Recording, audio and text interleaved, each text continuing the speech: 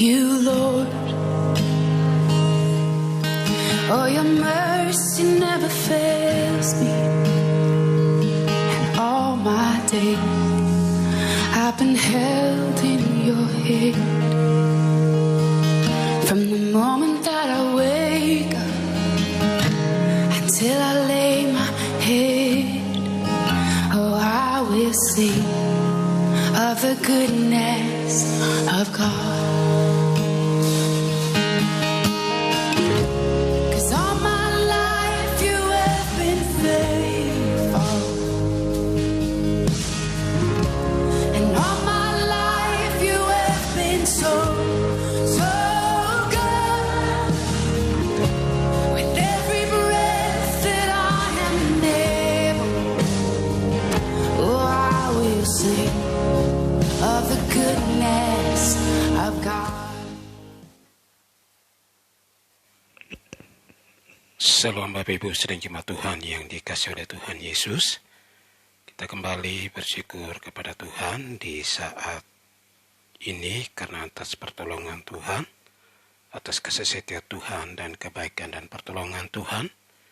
Kita ada sampai saat ini dan saatnya kita akan ikuti renungan singkat dengan judul Keselamatan atau hidup kekal merupakan kebutuhan semua orang yang belum percaya kepada Yesus. Sekali lagi, keselamatan atau hidup yang kekal merupakan kebutuhan semua orang yang belum percaya kepada Kristus.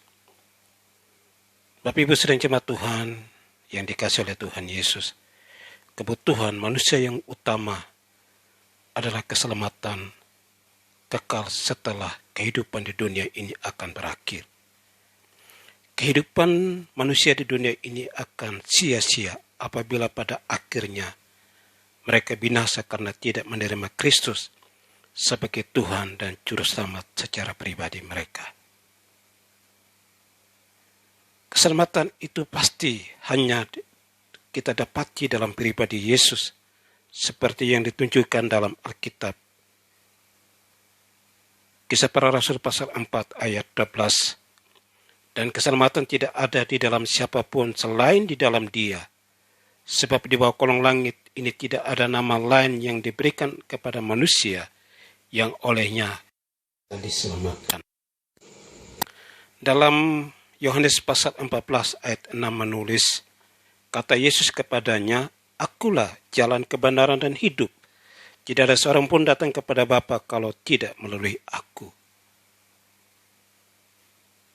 Di dalam Wahyu pasal 20 ayat 15 menulis, dan setiap orang yang tidak ditemukan namanya tertulis dalam kitab kehidupan, itu ia akan dilemparkan ke dalam lautan api. Bapak Ibu saudara jemaat Tuhan yang dikasihi oleh Tuhan Yesus, melalui ajuan beberapa ayat Alkitab tadi, itu menuliskan atau menyampaikan kepada kita, selagi manusia hidup di dunia ini, ia harus mendengar bahwa hanya melalui Yesus mereka dapat diselamatkan dan beroleh kehidupan yang kekal.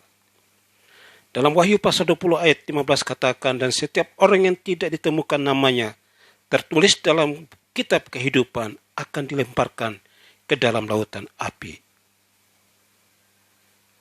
Manusia jangan sampai menunda menerima Injil karena tidak ada kesempatan kedua bagi manusia yang masuk dalam kerajaan neraka seperti kisah orang kaya dan Lazarus.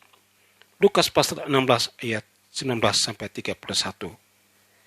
Penginjilan merupakan berita gabungan antara keinginan Allah dan kebutuhan utama manusia, yaitu keselamatan yang kekal.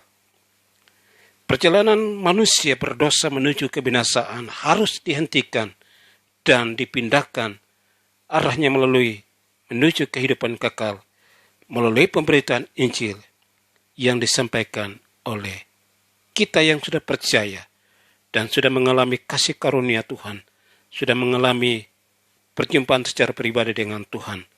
Bahkan kita sudah ditebus, kita sudah diselamatkan.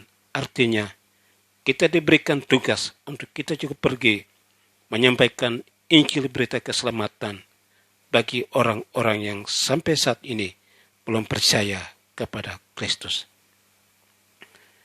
tugas pelayanan penginjilan bukan hanya tugas hamba Tuhan, bukan hanya tugas evangelis, bukan hanya tugas pendeta, atau tugas nabi, tugas rasul, atau tugas gembala.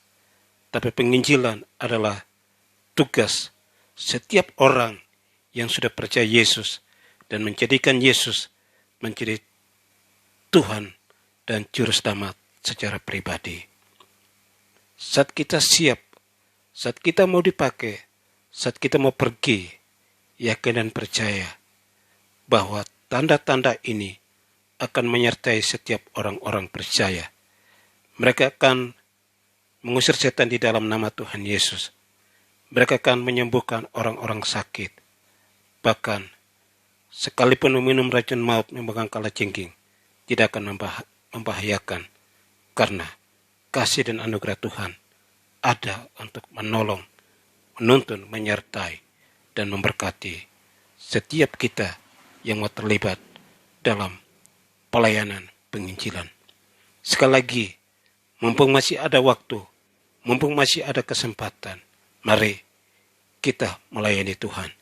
Mari kita mencari jiwa-jiwa untuk dipersembahkan kepada Tuhan. Pada waktu Yesus datang pada kali yang kedua, Tuhan tidak bertanya seberapa banyak pelayanan yang kita lakukan. Tapi Tuhan tanya, sudahkah kita membawa satu jiwa datang sembah sujud kepada Allah? Kiranya firman Tuhan yang singkat ini dapat menolong kita, memberikan dorongan semangat bagi kita untuk kita pergunakan kesempatan ini untuk melayani Tuhan, terutama menjangkau suku-suku orang-orang yang belum percaya kepada Kristus. Sampai di sini firman Tuhan yang singkat ini, dan mari kita berdoa. Terima kasih Bapa, kami bersyukur untuk firman Tuhan yang sudah mendegur dan menasihati kami, karena kami bisa mempergunakan kesempatan yang ada ini untuk kami bisa terlibat bersama-sama dalam pelayanan penginjilan. Ada begitu banyak jiwa-jiwa yang hari ini sedang binasa, sedang menikmati kenikmatan dosa ini, sedang ada di lembah-lembah penentuan. Mereka sedang ada di lembah-lembah kekelaman. Mereka sedang ada di lembah-lembah yang gelap. Sedang membutuhkan kehadiran kami sebagai anak-anak-Mu, sebagai umat-Mu yang sudah merasakan kasih setia Tuhan. Tuhan, tolong taruh hati-Mu, taruh kerinduan-Mu dalam kehidupan kami, agar kami menjadi pribadi-pribadi yang mengasihi jiwa-jiwa dan melayani dan membawa mereka kepada Kristus. Terima kasih Bapa. Hanya di dalam nama Yesus, nama yang ajaib, nama yang sudah memberkati kami melalui firman Tuhan saat ini. Haleluya, haleluya, amin. Baik, puji Tuhan, Bapak Ibu sedang jemaat Tuhan, sampai sini renungan firman Tuhan yang singkat ini. Salam, Tuhan Yesus memberkati kita semuanya. Memisahkan dari kasih-Mu Tuhan, sahabatku, aniayakan, penderitaan, tak satu